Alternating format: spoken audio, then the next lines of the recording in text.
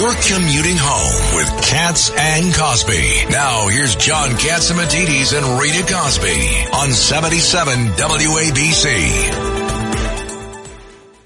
And by the way, John, joining us now, we have the great Bill O'Reilly here on Katz and Cosby. And Bill just also came out with a new book called Confronting the Presidents. Bill, what do you make of what John was just saying? That CNN is claiming, they claimed it almost minutes after the debate. It was literally almost within minutes they came out. And here it is. Europe is repeating it 33 times. Trump lied, essentially, and Kamala maybe once. There's no question that ABC News set out to make Donald Trump look bad. If any questions were leaked to the campaign, to the Harris campaign, that's a crime. That's a violation of election law. The Federal Election Commission would have to put the FBI on it, and that could lead to criminal proceedings. You just can't do that. So I don't know. I doubt that is happening. I don't think it is, because ABC News wouldn't be that stupid. When it happened at CNN, it was a lone employee who did it, and she no longer works for CNN. You remember that story? Yeah, you know where she is now? At ABC. Okay. Yeah, Donna Brazile, ABC. Donna Brazile is at ABC Television? Yeah, after what you did at CNN? Sunday. But look, Trump should have known that he was walking into that. And it's an easy thing to diffuse. So CNN is putting me on tonight. They broke the black ball that ABC, and CBS has against non-liberal authors. So those networks will not book you if you are not a liberal. Jane Pauley, CBS, Morning News, forget it. Okay, across the board, Good Morning America Today. I used to do all of those shows. They have imposed a hard-line blackball, not only on their news programs, but on their nightly entertainment programs, Fallon and Colbert. So you mean they don't believe in democracy? No, listen, this is as bad as the McCarthyism in the 50s.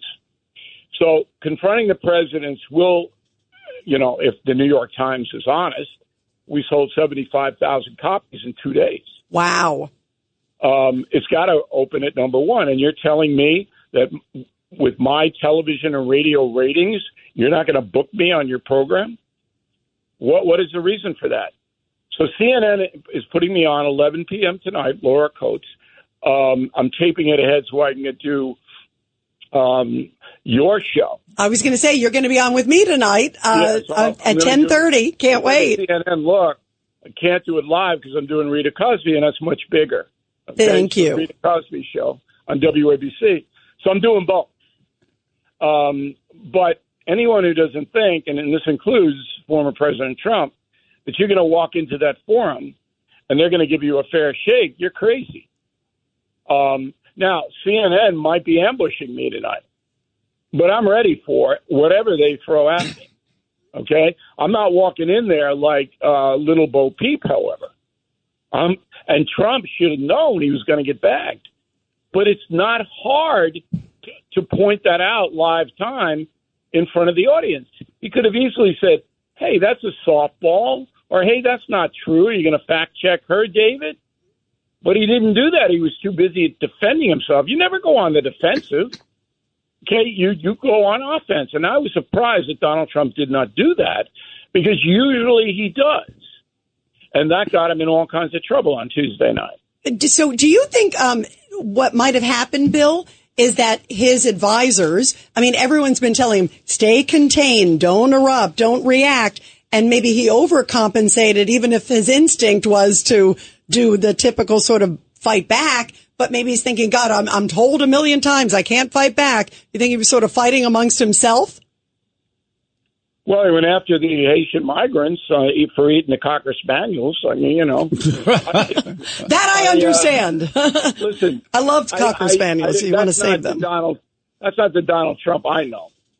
I don't think that he thought about the repercussions of what he was doing. And now he says he's not going to do a third debate, which is a mistake. So in Confronting the Presidents, we tell you how Ronald Reagan got waxed by Walter Mondale in 1984 in the first debate. It was stunning, and I used the clip on Common Sense on WABC. I showed you what happened to Reagan. But Reagan came back in the second debate and wiped out Mondale and then went on to a landslide victory.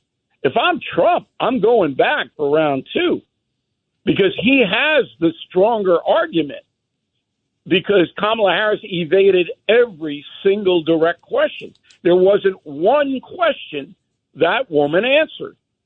And you can point that out. Every time she evades, Trump is going, I just want to point out for the 85th time that the vice president didn't answer the question. You can do that within the rules when it's your turn to speak. Yeah, I agree. It should have been spotlighted. Governor Patterson, you have a question for Bill O'Reilly. Yeah, Bill, I was really kind of surprised myself because they did jump in a couple of times to correct President Trump when they felt that it was inaccurate.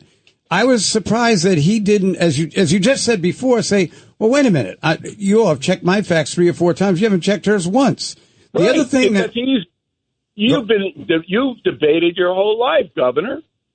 When somebody comes at you with something, your reply is, if it's not fair, to say that's not fair, right?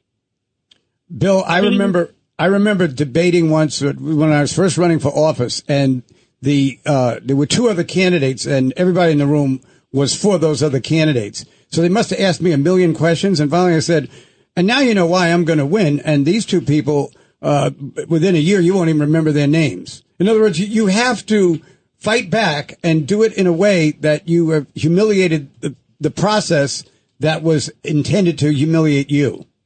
Excellent analysis. If Trump does another debate, and I think he might, he says today he's not going to do it, but he might. He has to be the narrator of the debate. He has to explain to the people what's happening live time, real time. And you can do that within the rules of the debate.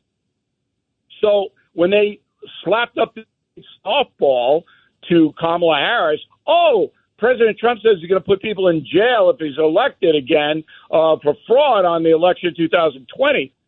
And then Harris, of course, just wails on Trump, right? Well, you come back to Trump and you go, hey, David, am I going to get a big softball like that? You got something for me? That's what you have to do when the fix is in. And you can actually use that phrase. You can go, it seems like the fix is in here with you ABC people. That gets you worldwide attention, blows the whole thing up. It's not hard.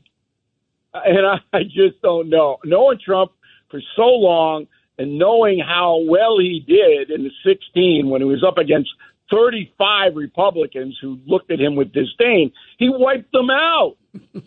And he couldn't handle her. I was surprised. It's an interesting. By the way, I agree, and I think of Newt Gingrich. We talked about this yesterday. Newt Gingrich, where he masterfully, when he was in the primaries, really turned it on the moderator. It was John King of CNN at the time, and he handily won the debate. He went after him. He said, "How dare you ask me that ridiculous question?" Ed Cox. Look, Bill, there's winning the debate, and there's also winning the votes. Last night, Trump won the votes.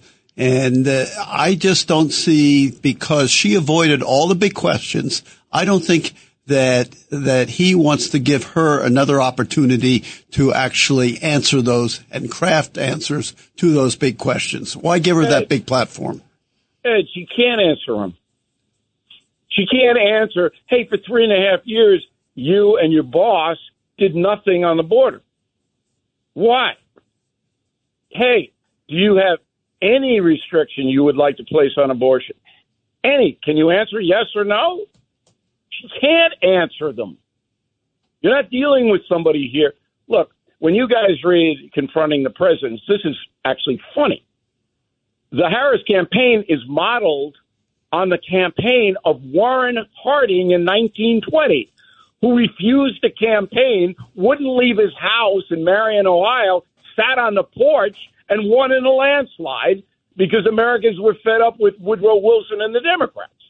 That's the strategy. Kamala Harris has nothing. She's got no answers. They ask her about Gaza. She goes, we're working around the clock. On what? Give me anything. She can't. If I'm Trump, I'm pounding the door to debate her again. Yeah, I agree. I think he would be better if he's listening to us. He would be better if he takes the advice of, you're the narrator now. Step up. Bill, I 100% agree. I know you got a busy day. You got a lot of books to do and everything else. And you're going to be joining me again at 10:30, and we'll be watching on CNN, too. Wow. Yeah, I just want you to know, Rita, I booted CNN because of you. Thank you. Wait a minute, only one network? Early. Bill, I got to be on my game with Rita. You never know where she's going. Bill, I love you. Thank you. We can't wait to have you on tonight. Everybody tune in. Bill O'Reilly will be joining me, as you heard, at 10:30. We can't wait. Bill, congrats on the new book, too. And I can't wait to see you on CNN, too. Thank you. Thanks for having me in, guys. Always fun. Thank you. The new book, everybody, Confronting the Presidents. Sure to be another big bestseller.